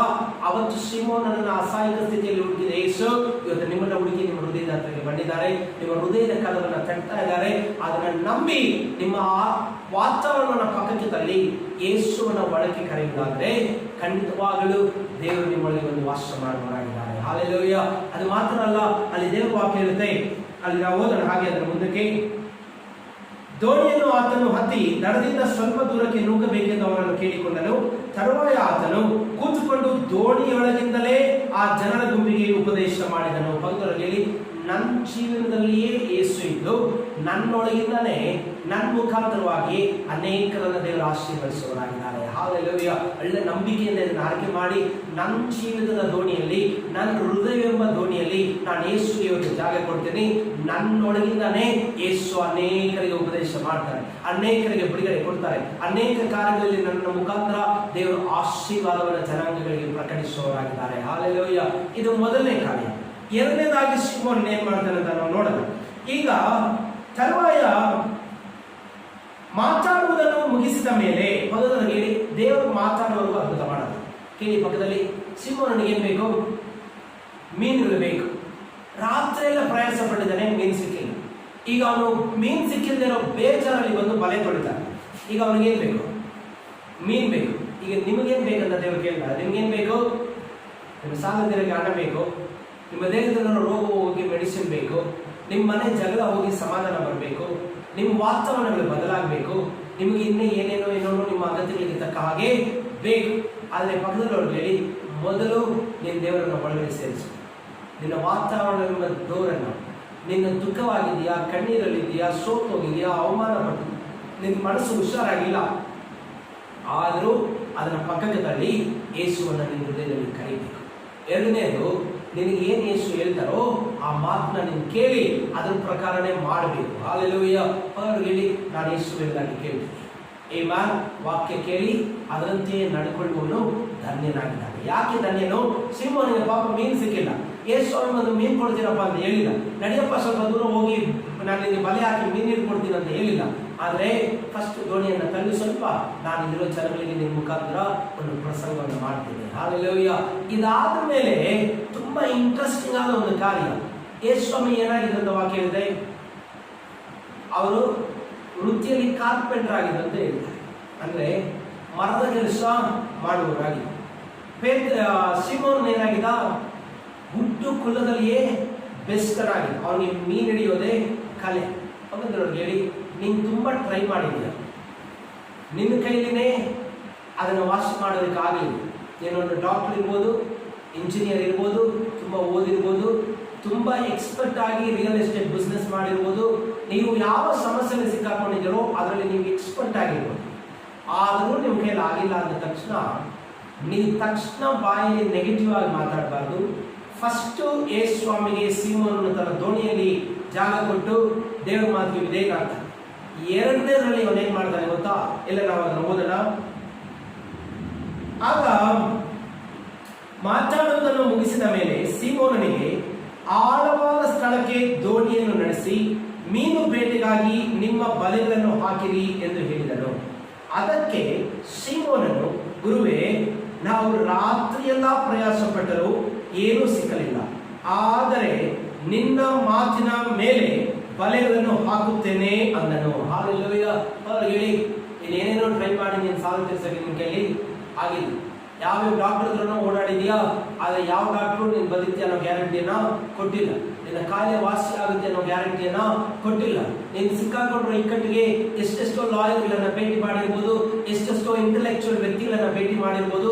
ಅವ್ರು ಯಾರು ನಿನ್ನನ್ನು ಕಾಪಾಡೋಕ್ಕಾಗುತ್ತೆ ಅಂತ ಒಂದು ವೇಳೆ ಹೇಳದೇ ಇರ್ಬೋದು, ಹೇಳಕ್ ಆಗದೇ ಇರ್ಬೋದು. ಆದರೆ ನಿಮಗೆ ಯೇಸು ಮಾತಾಡುವಾಗ ಅದಕ್ಕೆ ಮರು ಪ್ರಶ್ನೆಯನ್ನ ಕೇಳಬೇಡಿ, ಅದನ್ನ ಅನುಮಾನಿಸಬೇಡಿ. ಈ ಕೆಲಸ ಇಷ್ಟೆಲ್ಲ ಜನಗಳ ಕೈಯಲ್ಲಿ ಆಗದೆ ಇರೋದು ನಾನು ಇವಾಗ ಹೋಗಿ ಇನ್ನೊಂದ್ಸತಿ ಮಾಡೋದ ತಕ್ಷಣ ಆಗ್ಬಿಡ್ತಾ. ಅದೇ ಜಾಗದಲ್ಲಿ ಅಂಗಡಿ ಇಟ್ಟು ವ್ಯಾಪಾರ ಮಾಡಿದ್ದೀನಿ, ಇವಾಗ ಯೇಸು ಹೇಳಿದ ತಕ್ಷಣ 3 ವರ್ಷದಿಂದ ಅಂಗಡಿ ಇಟ್ಟು ವ್ಯಾಪಾರ ಆಗದೆ ಎತ್ಬಿಟ್ರು ಅಂಗಡಿ ತಿರುಗಿ ಅಲ್ಲೇ ವ್ಯಾಪಾರ ಆಗುತ್ತಾ? ಇಷ್ಟು ವರ್ಷದಿಂದ ಪ್ರಯಾಸ ಪಟ್ಟು ಲೋನ್ ಸಿಕ್ಕಿದಾರೋ ಬ್ಯಾಂಕಲ್ಲಿ, ಇವಾಗ ಯೇಸು ಹೇಳ್ಬಿಟ್ಟು ಅಂತ ಹೋದ ತಕ್ಷಣ ಸಿಕ್ಬಿಡಿಲ್ಲ. ಇಷ್ಟು ದಿನದಿಂದ ಓದಿ ತಲೆಗತ್ತಿರ ಫೇಲ್ ಆಗಿರೋ ನಾನು ಇವಾಗ ಯೇಸು ಹೇಳಿದ ತಕ್ಷಣ ಹೋದ ತಕ್ಷಣ ಫಸ್ಟ್ ಕ್ಲಾಸ್ ಅಲ್ಲಿ ಪಾಸ್ ಆಗ್ತೀನ? ಹೇಳಿ, ಮನುಷ್ಯನಿಗೆ ಅಸಾಧ್ಯವಾಗಿರುವುದಿಲ್ಲ, ದೇವರಿಗೆ ಸಾಧ್ಯ. ಹಾಲೆಲೂಯಾ. ಆದ್ರೆ ಶಿವಣ್ಣ ಒಂದು ಮಾತು ಹೇಳ್ತಾನೆ. ಯಾಕ ಮಾತಾಡ್ತಾನೆ ಗೊತ್ತಾ? ಆ ಮಾತಲ್ಲಿ 2 ಅರ್ಥ ಇದೆ. ಒಂದು, ನೀವು ಮರದ ಕೆಲಸ ಮಾಡೋದು, ನಿಮಗೆ ನೀರ್ ಬಗ್ಗೆ ಮೀನ್ ಬಗ್ಗೆ ಅನುಭವ ಇದೆ. ನಾನು ಹುಟ್ಟು ಬೆಸ್ತನು, ನನ್ನ ಕೆಲಸನೇ ಇದು, ನಾನು ಅನೇಕ ವರ್ಷಗಳಿಂದ ಇದೇ ಮಾಡ್ಕೊಂಡು ಬಂದಿದ್ದೀನಿ ಅಂತ ನಾನೇ ರಾತ್ರಿ ಎಲ್ಲ ಬಲೆ ಬೀಸಿದ್ರು ಕೂಡ ಒಂದು ಮೀನು ಸಿಕ್ಕಿಲ್ಲ. ಇದ್ರ ಬಗ್ಗೆ ಏನು ಗೊತ್ತಿದ್ದಾರೋ ನೀವು ಹೇಳಿದ್ರೆ ಮೀನು ಸಿಗುತ್ತಾ ಅಂತ ಕೇಳಿದ ಮೇಲೆ, ಆದರೂ ಅನ್ನೋ ಪದಕ್ಕೆ ಅರ್ಥ ಏನು ಗೊತ್ತಾ? ನೀವು ವಾಕ್ಯ ಹೇಳಿದ್ರಲ್ಲ ಅಷ್ಟೊತ್ತಿಂದ ನನ್ನ ದೋಣಿಯನ್ನು ಕೂತ್ಕೊಂಡು ಅದ್ರ ಮೇಲೆ ಎಲ್ಲೋ ಒಂದು ಕಡೆ ನನಗೆ ನಂಬಿಕೆ ಇದೆ. ಹಾಲೆಲೂಯಾ. ಹೇಳಿ, ಅವನ ತಕ್ಷಣ ಏನಾದ್ರು ದೋಣಿ ಅಡಿಸ್ಕೊಂಡು ದೇವರು ಆಳವಾಗಿ ಕರ್ಕೊಂಡು ಹೋಗಿ ಬಲೆ ಹಾಕಿದ್ರೆ ಯೇಸು ಸ್ವಾಮಿ ಜೊತೆಲಿದ್ರೆ ಕೂಡ ಒಂದು ಚಿಕ್ಕ ಸ್ಟಾರ್ ಫಿಶ್ ಕೂಡ ಅವನಿಗೆ ಸಿಗ್ತಾರೆ. ಹಾಲೆಲೂಯಾ. ಒಂದು ಚಿಕ್ಕ ಮೀನು ಕೂಡ ಅವನಿಗೆ ಸಿಗ್ತಾ ಇರಲಿಲ್ಲ. ಇವತ್ತು ನಿಮಗೆ ನಾನು ಚಾಲೆಂಜ್ ಮಾಡಿ ಹೇಳ್ತೀನಿ, ನೀವು ಸಭೆಗೆ ಬರ್ತಾ ಇದ್ರೆ ಅಲ್ಲಿ ಯೇಸು ಇದ್ದಾರೆ, ನೀವು ಪ್ರೇಯರ್ ಮಾಡ್ತಾ ಇದ್ರೆ 2-3 ಕೂತ್ಕೊಂಡು ಅದ್ರ ಮಧ್ಯದಲ್ಲಿ ಯೇಸು ಇದ್ದಾರೆ. ಆದರೆ ನೀವು ಯೇಸುವಿನ ಮಾತನ್ನ ವಾಕ್ಯದ ರೂಪವಾಗಿ ಕೇಳಿ ಅದನ್ನ ನಂಬಿ ಆ ನಂಬಿಕೆಯನ್ನ ನಿಮ್ಮಲ್ಲಿ ವ್ಯಕ್ತಪಡಿಸಿಲ್ಲ ಅಂದ್ರೆ ನಿಮ್ಮ ಜೊತೆಲೇ ದೇವರಿದ್ರು ಕೂಡ ಅವರ ಅದ್ಭುತವನ್ನು ನೀವು ಹೊಂದ್ಕೊಳ್ಳೋಕೆ ಸಾಧ್ಯ ಇಲ್ಲ. ಹಲ್ಲೆಲೂಯಾ. ಸಿಮೋನನಿಗೆ ಬಂದ ಚಾನ್ಸ್ ಏನು? ಫಸ್ಟ್ ಸಿಮೋನನು ವಾಕ್ಯವನ್ನು ಕೇಳಿಸ್ಕೊಂಡ, ದೇವರು ಮಾಡಿದ ಉಪದೇಶವನ್ನ ಚೆನ್ನಾಗಿ ಕೇಳಿಸ್ಕೊಂಡ, ಅವನ ಒಳಗಡೆ ನಂಬಿಕೆ ಹುಟ್ಟಿತು. ಬೈಬಲ್ ವಾಕ್ಯ ಹೇಳಿದ ರೋಮಾಪುರದವರು 10:17 ನೀವು ಮನೆಯಲ್ಲಿ ಓದಿ. ಆ ವಾಕ್ಯ ಹೇಳಿದ ಇಂಗ್ಲಿಷ್ ಅಲ್ಲಿ, the faith cometh by listening and listening to the word of God. ನಂಬಿಕೆ ಕೇಳುವುದರಿಂದ, ಯಾವುದನ್ನ? ದೇವರ ವಾಕ್ಯವಾಗಿರುವ ಸುವಾರ್ತೆಯನ್ನ ಕೇಳುವುದರಲ್ಲಿಯೇ ನಮ್ಮ ನಂಬಿಕೆ ಹುಟ್ಟುತ್ತೆ. ಹೇಳಿ, ನನಗೂ ನಂಬಿಕೆ ಇಲ್ಲ, ನಿನಗೂ ನಂಬಿಕೆ ಇಲ್ಲ, ಆದರೆ ಈ ವಾಕ್ಯ ನನ್ನೊಳಗೆ ನಂಬಿಕೆಯನ್ನು ಹುಟ್ಟಿಸುತ್ತೆ. ಎಷ್ಟೊಂದಿಗೆ ನಂಬಿಕೆ ಇಲ್ಲ, ವಾಕ್ಯ ಕೇಳುವಾಗ ಚೆನ್ನಾಗಿತ್ತು, ಆದರೆ ಆಚೆಗಡೆ ಪರಿಸ್ಥಿತಿ ಎದುರಿಸುವಾಗ ನನ್ನ ಕೈಕಾಲಿಗೆ ನಡುತ್ತಾ ಇದೆ. ನನ್ನ ಸಮಸ್ಯೆಯನ್ನು ನಾನು ಯೋಚನೆ ಮಾಡುವಾಗ ನನ್ನ ದೇಹದಲ್ಲಿ ಆಟೋಮೆಟಿಕ್ ಆಗಿ ಬೆವರು ಬರ್ತಾ ಇದೆ. ಯಾಕೋ ಇದು ಆಗುತ್ತೆ ಅನ್ನೋ ನಂಬಿಕೆ ನನ್ನ ಹೃದಯದಲ್ಲಿ ಬರ್ತಾ ಇಲ್ಲ. ಕಾರಣ ಏನಂದ್ರೆ, ನೀವು ಹುಟ್ಟು ಮುಖವನ್ನು ಕನ್ನಡಿಯಲ್ಲಿ ನೋಡ್ಕೊಂಡು ಒಂಥರ ವಾಕ್ಯವನ್ನು ಕೇಳಿ ಅಲ್ಲೇ ಮರ್ತೋಗ್ತಾ ಇದ್ದೀರ. ವಾಕ್ಯವನ್ನು ಕೇಳಿ ಅದನ್ನ ಅಲ್ಲೇ ಬಿಟ್ಟು ಬಿಡ್ತಾ ಇದ್ದೀರ. ಆದರೆ ದೇವರ ವಾಕ್ಯ ಹೇಳ್ತಾ ಇದೆ, ವಾಕ್ಯವನ್ನು ಕೇಳಿ, ದೇವರ ವಾಕ್ಯವನ್ನು ಕೇಳಿದ ಮೇಲೆ ಅದರ ಪ್ರಕಾರ ನಡ್ಕೊಳ್ಳುವವನು ಧನ್ಯರಾಗಿದ್ದಾನೆ. ಹಲ್ಲೆಲೂಯಾ. ಹಾಗಾಗಿ ಹೇಳಿ, ಆ ವಾಕ್ಯ ನನ್ನ ಹೃದಯದಲ್ಲಿ ನಂಬಿಕೆಯನ್ನು ಹುಟ್ಟಿಸುತ್ತೆ. ದೇವರ ವಾಕ್ಯ ಹೇಳಿದೆ, ಆತನೇ ನಮ್ಮ ಹೃದಯದಲ್ಲಿ ನಂಬಿಕೆಯನ್ನು ಹುಟ್ಟಿಸುವವನು, ಅದನ್ನು ಸಾಕಾರಪಡಿಸುವವನು ಆಗಿದ್ದಾನೆ. ಯೇಸು ಸ್ವಾಮಿ ಫಸ್ಟ್ ಮಾಡಿದ ಕೆಲಸ ಏನು? ಫಸ್ಟ್ ನಿನ್ನ ದೋಣಿಯಲ್ಲಿ ಸ್ವಲ್ಪ ಜಾಗ ಸಿಂಹವನ್ನು ಹೇಳ್ತಾನೆ, ಆಯ್ತು ಬಂದು ಕೂತ್ಕೊಳ್ಳಿ. ಅಲ್ಲಿ ಕೂತ್ಕೊಂಡು ಜನಗಳಿಗೆ ಮಾತ್ರ ದೇವರು ಪ್ರಸಂಗ ಮಾಡಿಲ್ಲ, ಸಿಂಹವನ್ನು ಕೂಡ ಪ್ರಸಂಗ ಮಾಡಿದ್ದಾರೆ. ಹಲ್ಲೆಲೂಯಾ. ಆ ವಾಕ್ಯ ಕೇಳಿದ ತಕ್ಷಣ ಇಷ್ಟೊಂದು ಸಿಂಹನಲ್ಲಿ ಏನಿತ್ತು? ಇನ್ನು ಮೀನು ಸಿಕ್ಕಕ್ಕೆ ಚಾನ್ಸೇ ಇಲ್ಲ ಅನ್ನೋ ಭಾವನೆ ಗಟ್ಟಿಯಾಗಿತ್ತು. ಯಾವಾಗ ವಾಕ್ಯ ಒಳಗಡೆ ಹೋಯ್ತು, ಅವನೇಳ್ತಾನೆ ಸ್ಪಷ್ಟವಾಗಿ, ಅಪ್ಪ ನಾನು ರಾತ್ರಿ ಎಲ್ಲ ಫಸ್ಟ್ ಉಪಯೋಗಿಸಿರೋ ಪದ ಏನು? ಗುರುವೇ. ಯಾರು ಗುರು? ಯಾರು ಬೋಧನೆ ಮಾಡ್ತಾರೋ ಅವರೇ ಗುರು. ಪದದೊಳಗೆ ಚೆನ್ನಾಗಿ ದೇವರ ಮಾತನ್ನ ಕೇಳಿ ಹೇಳಿ, ಚೆನ್ನಾಗಿ ಪದದೊಳಗೆ ದೇವರು ಏನು ಹೇಳ್ತಾರೋ ವಾಕ್ಯವನ್ನು ಚೆನ್ನಾಗಿ ಕೇಳು. ಆ ವಾಕ್ಯ ನಿನ್ನ ದೇವರಿಗೆ ಅವ್ರನ್ನ ನಿಮಗೆ ಗುರುವಾಗಿ ಪರಿಚಯಿಸುತ್ತೆ. ಅವನು ಹೇಳ್ತಾ ಇದ್ದಾನೆ, ಗುರುವೇ, ನಾವು ರಾತ್ರಿ ಎಲ್ಲ ಪ್ರಯಾಸ ಪಟ್ಟರು ಏನೂ ಸಿಕ್ಕಲಿಲ್ಲ, ಆದರೆ ನಿನ್ನ ಮಾತಿನ ಮೇಲೆ ಬಲೆಗಳನ್ನು ಹಾಕುತ್ತೇನೆ ಅಂದನು. ಹಾಕಿದ ಮೇಲೆ ಮೀನುಗಳು ರಾಶಿ ರಾಶಿಯಾಗಿ ಸಿಕ್ಕಿಕೊಂಡು ಅವರ ಬಲೆಗಳು ಹರಿದು ಹೋಗುತ್ತಿದ್ದವು. ಆಗ ಅವರು ಮತ್ತೊಂದು ದೋಣಿಯಲ್ಲಿದ್ದ ತಮ್ಮ ಪಾಲುಗಾರರಿಗೆ, ನೀವು ಬಂದು ನಮಗೆ ನೆರವಾಗಬೇಕೆಂದು ಕೈ ಸನ್ನೆ ಮಾಡಿದರು. ಅವರು ಬಂದು ಆ 2 ದೋಣಿಗಳಲ್ಲಿ ಮೀನುಗಳನ್ನು ತುಂಬಿಸಲು ಅವು ಮುಳುಗುವ ಹಾಗಾದವು. ಹಲ್ಲೆಲೂಯಾ. ಹೇಳಿ, ನಿನ್ನ ಜೀವಿತವನ್ನು ಕೂಡ ದೇವರಿಗೆ ಆಶೀರ್ವದಿಸ್ತಾರೆ. ಯಾವಾಗ? ಫಸ್ಟ್ ನಿಮ್ಮನ್ನು ಯಾವುದಕ್ಕೆ ದೇವರು ಕರೆದಿದ್ದಾರೆ, ನಿಮ್ಮ ಮುಖಾಂತರ ಏನು ಕೆಲಸ ಮಾಡಬೇಕಂತ ದೇವರು ಇಷ್ಟಪಡ್ತಾರೆ, ಅದಕ್ಕೆ ನೀವು ಹೃದಯದಲ್ಲಿ ಯೋಚಿಸ್ತಾರೆ. ಅನೇಕರಿಗೆ ಆತ್ಮಿಕವಾಗಿ ದೇವರು ಕರೆಯುವ ಸೇವೆ, ಆತ್ಮಿಕವಾಗಿ ದೇವರು ನಿಮ್ಮನ್ನು ಉಪಯೋಗಿಸುವ ರೀತಿ ಇನ್ನೂ ಅರ್ಥ ಆಗಿಲ್ಲ. ಸಿಂಹನನ್ನು ದೇವರು ಫಸ್ಟ್ ಆಶೀರ್ವದಿಸಿಲ್ಲ, ಅವನ ದೋಣಿಯನ್ನು ಉಪಯೋಗಿಸಿದ್ರು. ಅವನ ದೋಣಿಯಲ್ಲಿ ಕೂತ್ಕೊಂಡು ಅದನ್ನೇ ವೇದಿಕೆಯಾಗಿ ಮಾಡಿಕೊಂಡು ಆ ಪುಲ್ಪಿಟ್ಟಿಂದಾನೇ ಎಲ್ಲ ಜನಗಳಿಗೆ ಪ್ರಸಂಗ ಮಾಡಿ. ಇವತ್ತು ನಿಮ್ಮ ಜೀವನ ದೇವರಿಗೆ ಪುಲ್ಪಿಟ್ ಆಗಕ್ಕೆ ರೆಡಿ ಇದ್ರೆ, ನೀವು ದೇವರಿಗೆ ನಿಮ್ಮ ಜೀವಿತವನ್ನ ಸೇವೆಗಾಗಿ ಮೀಸಲಾಗಿ ಕೊಡಕ್ಕೆ ರೆಡಿ ಇದ್ರೆ, ನಿಮ್ಮ ಮುಖಾಂತರ ದೇವರು ಮಾಡಬೇಕಾಗಿರೋ ಕಾರ್ಯವನ್ನು ಮಾಡಿ ದೇವರು ಉಪಯೋಗಕ್ಕೆ ಬಂದ ನಿಮ್ಮನ್ನ ದೇವರು ಖಂಡಿತವಾಗಲೂ ಆಶೀರ್ವದಿಸುವವರಾಗಿದ್ದಾರೆ. ಹಲ್ಲೆಲೂಯಾ. ಅನೇಕರನ್ನ ನೀವು ಸೀರಿಯಸ್ ಆಗಿ ತಗೊಂಡಿಲ್ಲ, ಇವತ್ತು ದೇವರ ಕರೆಯಲ್ಲಿ ಒಪ್ಪಿಸಿಕೊಡಿ. ಸಿಂಹನನೇ ಆಗಿ ದೋಣಿಯಲ್ಲಿ ನಿಮಗೆ ಸ್ಥಳ ಕೊಟ್ಟು ಆ ದೋಣಿಯಿಂದ ಅನೇಕರ ಜೀವನಕ್ಕೆ ಪ್ರಸಂಗ ತಲುಪುವಾಗ ಮಾಡಿದ್ನೋ, ನಾನು ದೇವರ ರಾಜ್ಯದಲ್ಲಿ ನಿಮಗೆ ಬೇಕಾದ ರೀತಿಯಲ್ಲಿ ನಾನು ಉಪಯೋಗಿಸ್ಕೊಳ್ಳೋದಕ್ಕೆ ನಾನು ಒಪ್ಪಿಸಿಕೊಡ್ತೀನಿ. ಎರಡನೇದಾಗಿ, ದೇವರು ಕೇಳಿದ ತಕ್ಷಣ ಒಂದು ವೇಳೆ ಯೋಚನೆ ಮಾಡಿ ಅವನು ಮೂಡ್ ಅಪ್ಸೆಟ್ ಆಗೋದು. ರಾತ್ರಿ ಎಲ್ಲ ದೋಣಿಯಲ್ಲಿ ಹೋಗಿ ಪ್ರಯಾಸ ಪಟ್ಟು ಮೀನು ಹಿಡಿಯಕ್ಕೆ ನೋಡಿದರೆ ಒಂದು ಮೀನು ಏನು ಸಿಕ್ಕಿಲ್ಲ.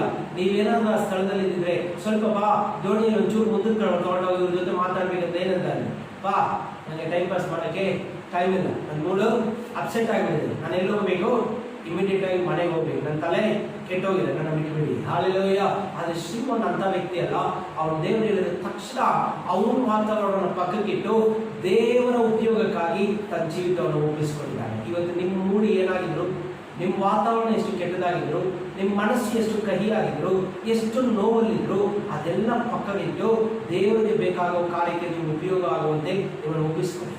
ಎರಡನೇದಾಗಿ ಅವ್ರು ಏನು ಹೇಳಿದ್ರು ನೀವು ನಂಬಬೇಕಾದ್ರೆ ಫಸ್ಟ್ ಅವ್ರ ವಾಕ್ಯನ ನೀವು ಆಸಕ್ತಿಯಿಂದ ಕೇಳಬೇಕು. ಪ್ರತಿ ಸರಿ ಸಭೆಯಲ್ಲಿ ವಾಕ್ಯ ಕೇಳುವಾಗ, ಪ್ರತಿ ಸತಿ ನೀವು ದೇವರ ವಾಕ್ಯಕ್ಕೆ ಕಿವಿ ಕೊಡುವಾಗ, ಅದು ಆನ್ಲೈನಲ್ಲಿ ಆಗಿರಲಿ, ಚರ್ಚಲ್ಲಿ ಕೇಳುವಾಗ ಆಗಿರಲಿ, ಆ ವಾಕ್ಯ ನಿಮಗಾಗಿನೇ ದೇವರು ಮಾತಾಡ್ತಾ ಇದ್ದಾರೆ. ಅದು ನಿಮಗೆ ಅರ್ಥ ಆಗಬೇಕು, ಅದನ್ನ ನೆನಪಲ್ಲಿರಬೇಕು. ಮರೆತು ಹೋಗೋನಾಗಿದ್ರೆ ಅದನ್ನು ನಡೆಸ್ಕೊಳ್ಳೋಕ್ಕೆ ಸಾಧ್ಯ. ನೆನಪಲ್ಲಿ ಇಟ್ಕೊಂಡಿರೋನಾದ್ರೆ ಅದರಂತೆ ನಡ್ಕೊಳ್ತಾರೆ. ಅದರಂತೆ ನಡ್ಕೊಳ್ಳೋನಾಗಿದ್ರೆ ದೋಣಿಗಳು ಮುಳುಗುವ ಹಾಗೆ ಆಶೀರ್ವಾದಗಳನ್ನು ಕಾಣ್ತಾರೆ. ಹಾಲೆಲ್ಲೂಯಾ. ಎಲ್ಲ ಪಕ್ಕದವರಿಗೆ ಹೇಳಿ, ನನ್ನ ಕೊರತೆಗಳು ತುಂಬಿ ಎಲ್ಲ ಕೊರತೆಗಳು ನೀಗಿ ಇತರರಿಗೆ ಕೂಡ ಹಂಚುವ ಹಾಗೆ ದೇವರು ನನಗೆ ಆಶೀರ್ವಾದವನ್ನು ಕೊಡ್ತಾರೆ. ಹಾಲೆಲ್ಲೂಯಾ.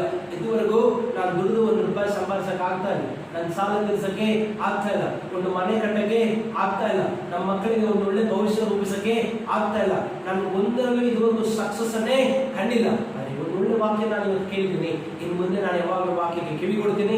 ವಾಕ್ಯವನ್ನು ಕೇಳಿ, ವಾಕ್ಯವನ್ನು ನಂಬಿ, ವಾಕ್ಯವನ್ನು ನೆನಪಿಟ್ಕೊಂಡು ಆ ವಾಕ್ಯದಂತನೇ ನಾನು ನಡೀತೀನಿ. ಯಾಕಂದ್ರೆ ಆ ವಾಕ್ಯ ನನ್ನೊಳಗೆ ನಂಬಿಕೆಯನ್ನ ಹುಟ್ಟಿಸುತ್ತೆ. ಆ ವಾಕ್ಯ ನನಗೆ ಏನು ಮಾಡಬೇಕಂತ ದೇವ್ರ ಬಾಯಲ್ಲಿ ಹೊರಡಿಸುತ್ತೆ. ಯಾವಾಗ ಸಿಮೋನನು ದೇವರ ಮಾತು ಮೇಲೆ ಅನುಮಾನ ಪಡೆದಿಲ್ಲ, ವಾಕ್ಯ ಕೇಳಿದನ್ನ ನೆನಪಿಟ್ಕೊಂಡು ಇವರು ಗುರು, ಇವರು ಹೇಳಿದ ಮೇಲೆ ಏನೋ ಆಗೋ ಚಾನ್ಸಸ್ ಇದೆ, ನಾನು ವ್ಯಸ್ತನಾಗಿರ್ಬೋದು, ನನಗೆ ಚೆನ್ನಾಗಿ ಅನುಭವ ಇರ್ಬೋದು, ರಾತ್ರಿ ಎಲ್ಲ ಪ್ರಯಾಸ ಪಟ್ಟು ಏನೋ ಸಿಗುತ್ತಿಲ್ಲ ಇರ್ಬೋದು, ಆದರೆ ಇವರು ಹೇಳಿದ್ರೆ ಏನೋ ಆಗುತ್ತೆ. ಹಾಲೆಲ್ಲೂಯಾ. ಎಲ್ಲ ಪಕ್ಕದವ್ರಿಗೆ ಹೇಳಿ, ನಾನು ಎಷ್ಟು ಫೇಲ್ಯೂರ್ ಆಗಿದ್ರು ಅವ್ರು ಹೇಳಿದ ಮೇಲೆ ಆಗುತ್ತೆ. ಇಲ್ವಾ? ಎಲ್ಲ ಬಾಯ್ದಲ್ಲಿ ಹೇಳಿ, ನಾನು ಎಷ್ಟು ಫೇಲ್ಯೂರ್ ಆಗಿದ್ರು, ಎಷ್ಟು ಕಾಲದಲ್ಲಿ ಎಲ್ಲ ಸೋತೋಗಿದ್ರು, ಅವ್ರು ಒಂದೇ ಮಾತು ಹೇಳ್ತಾರೆ, ಇವತ್ತು ನನ್ನ ಜೀವನ ಆಶೀರ್ವದಿಸಲ್ಪಡುತ್ತೆ. ಹಾಲೆಲ್ಲೂಯಾ. ಎಷ್ಟು ಜನ ರೆಡಿ ದೇವರಿಗೆ ಜಾಗ ಕೊಡಕ್ಕೆ? ಇಲ್ವಾ? ಇವತ್ತು ನಿಮ್ಮ ಜೀವನ ದೇವರಿಗೆ ಫುಲ್ಫಿಟ್ ಆಗಿ ಬದಲಾಗಬೇಕು. ನಿಮ್ಮ ಜೀವನ ದೇವರ ಮುಖಾಂತರ ಜನಗಳ ಆಶೀರ್ವದಿಸಲ್ಪಡಕ್ಕೆ ಉಪಯೋಗಿಸಲ್ಪಡಬೇಕು. ಇವತ್ತು ನೀವು ದೇವರ ವಾಕ್ಯವನ್ನು ಸೀರಿಯಸ್ ಆಗಿ ಕೇಳಬೇಕು, ಆ ವಾಕ್ಯ ನೆನ್ಪಿಟ್ಕೋಬೇಕು. ಆ ವಾಕ್ಯದ ಪ್ರಕಾರ ನಿಮ್ಮಲ್ಲಿ ನಂಬಿಕೆಯನ್ನು ದೇವರು ಹುಟ್ಟಿಸುವಾಗ ಅವ್ರು ಏನು ಮಾಡಕ್ಕೆ ಹೇಳ್ತಿರೋ ನೀವು ನಂಬಿಕೆಯನ್ನು ಮಾಡ್ತೀರ. ಆ ನಂಬಿಕೆಯನ್ನು ಮಾಡುವ ಕೆಲಸಕ್ಕೆ ಖಂಡಿತವಾಗಲೂ ಏರಳವಾದ ಪ್ರತಿಫಲವನ್ನು ದೇವರು ನಿಮಗೆ ಕೊಡುವರಾಗಿದ್ದಾರೆ. ನಾವೆಲ್ಲ ಕಣ್ಣಲ್ಲಿ ಮುಚ್ಚಿ ದೇವರಲ್ಲಿ ಪ್ರಾರ್ಥನೆ ಮಾಡೋಣ. ಮಹಾಪರಿಶುದ್ಧರಾದ ದೇವರೇ, ಒಂದು ಒಳ್ಳೆ ವಾಕ್ಯವನ್ನು ಈ ದಿನದಲ್ಲಿ ನಾವು ಕೇಳಿಸಿಕೊಳ್ಳುವಂತೆ ನಮಗೆ ದಯ ತೋರಿಸಿದ ಕಾರಣವಿಷ್ಟು. ಅನೇಕರು ಎಲ್ಲದರಲ್ಲಿ ಸರಿಯಾಗಿದ್ದರೆ ಕೂಡ ಪರಿಸ್ಥಿತಿಗಳ ಒತ್ತಡದಿಂದ, ಇಕ್ಕಟ್ಟುಗಳ ಒತ್ತಡದಿಂದ, ವಾತಾವರಣದಲ್ಲಿ ಗಲಿಬಿಲಿ ಆಗಿರುವುದರಿಂದ ನಿನಗೂ ನಿನ್ನ ವಾಕ್ಯಕ್ಕೂ ಸ್ಥಳ ಕೊಡಲಾಗದೆ ಒಬ್ಬಂಟಿಗರಾಗಿ ಜೀವಿಸ್ತಾ ಇರ್ಬೋದು. ಸಿಂಹನನ್ನು ಹುಡುಕಿ ಹೋದ ದೇವರು ತಾನೇ ಇವತ್ತು ವಾಕ್ಯ ಕೇಳಿರುವ ಎಲ್ಲ ಹೃದಯಗಳೊಳಗೆ ನೀವು ಪ್ರವೇಶಿಸುವಂತೆ ಒಬ್ಬೊಬ್ಬರೊಟ್ಟಿಗೆ ನೀವು ಮಾತಾಡಿ, ವಾಕ್ಯಕ್ಕೆ ಜಾಗ ಕೊಡುವ ಮುಖಾಂತರ ನಿನಗೆ ಒಬ್ಬೊಬ್ಬರು ಜಾಗ ಕೊಡಲಿ. ಸಿಂಹನನ್ನು ಉಪಯೋಗಿಸಿದ ದೇವರೇ, ಅನೇಕರನ್ನು ಕೂಡ ಈ ದಿನದಲ್ಲಿ ಒಂದು ವೇದಿಕೆಯಾಗಿ ಉಪಯೋಗ ಮಾಡಿಕೊಂಡು ಅನೇಕರಿಗೆ ನಿನ್ನ ಆಶೀರ್ವಾದವಾದ ಸತ್ಯ ಸುವಾರ್ತೆಯನ್ನು ತಲುಪಿಸುವಂತೆ ಹೃದಯಗಳನ್ನು ತೆರೆದು ಒಬ್ಬೊಬ್ಬರು ನಿನಗೆ ಜಾಗ ಕೊಡುವಂತೆ ಅನುಗ್ರಹಿಸಿ. ದೋಣಿಯಲ್ಲಿ ಸಿಮೋನನ್ನು ಕೊಟ್ಟ ಜಾಗ ಈ ದಿನದಲ್ಲಿ ನಿನ್ನ ಮಕ್ಕಳಾಗಿ ವಾಕ್ಯ ಕೇಳ್ತಾರೋ ಹೃದಯದಲ್ಲಿ ನಿನಗೂ ನಿನ್ನ ವಾಕ್ಯಕ್ಕೂ ಕೊಡಲಿ. ಅದ್ರ ಮುಖಾಂತರ ಸಾವಿರಾರು ಜನ ಆಶೀರ್ವದಿಸಲ್ಪಡಲಿ. ಎರಡನೇದಾಗಿ, ಒಂದು ವೇಳೆ ಇಷ್ಟು ದಿನದಲ್ಲಿ ಏನೆಲ್ಲ ಕಾರ್ಯಗಳು ಅಸಾಧ್ಯವಾಗಿದ್ವೋ ಇವತ್ತಿನಿಂದ ದೋಣಿಯಲ್ಲಿ ಸ್ಥಳ ಕೊಡುವುದು ಮಾತ್ರ ಅಲ್ಲ, ಹೃದಯದಲ್ಲಿ ನಿನ್ನನ್ನು ಕರೆದ ಮೇಲೆ ಪ್ರತಿಯೊಂದು ದಿನ ನಿನ್ನ ವಾಕ್ಯಕ್ಕೆ ನಮ್ರತೆಯಿಂದ ಕಿವಿಗೊಡ್ಲಿ. ಕೇಳಿದ ವಾಕ್ಯವನ್ನು ನೆನಪಿಟ್ಟುಕೊಳ್ಳಿ, ಆ ವಾಕ್ಯದಂತೆ ಜೀವನವನ್ನು ನಡೆಸಲಿ. ಆ ವಾಕ್ಯದ ನಿಮಿತ್ತವೇ ಒಬ್ಬೊಬ್ಬರ ಹೃದಯಗಳಲ್ಲಿ ಪರಿಶುದ್ಧಾತ್ಮನ ಮುಂದೆ ಏನ್ ಮಾಡ್ಬೇಕಂತ ಪ್ರಕಟಿಸುವುದಕ್ಕೂ ಅದನ್ನು ನಂಬುವುದಕ್ಕೂ ಅಪ್ಪ ಶಕ್ತಿ ಕೊಡಬೇಕಂತ ಪ್ರಾರ್ಥಿಸ್ತೀನಿ. ಒಬ್ಬೊಬ್ಬರ ಹೃದಯದಲ್ಲಿ ನಿನ್ನ ವಾಕ್ಯ ಒಬ್ಬೊಬ್ಬರಿಗೆ ಇರುವ ಇಕ್ಕಟ್ಟಿಂದ ಹೊರಬರುವ ದಾರಿಗಳನ್ನು ಪ್ರಕಟಿಸು. ನೀವು ಹೇಳಿದ್ರಿ, ನಿನ್ನ ಬಲಗಡೆಯಲ್ಲಿ ದೋಣಿಯನ್ನು ಆಳವಾಗಿ ತಗೊಂಡೋಗಿ ಬಲೆಯನ್ನು ಹಾಕು, ಅಲ್ಲಿ ಮೀನು ಸಿಗುತ್ತೆ. ಇವತ್ತು ಒಂದು ವೇಳೆ ಸಾಲ ತೀರಕ್ಕೆ ಒಂದು ಮಾರ್ಗ ನೀವು ಇಟ್ಟಿರ್ಬೋದು, ಅನಾರೋಗ್ಯದಿಂದ ಹೊರಬರೋದಕ್ಕೆ ಒಂದು ಮಾರ್ಗ ನೀವು ಇಟ್ಟಿದ್ದೀರಾ.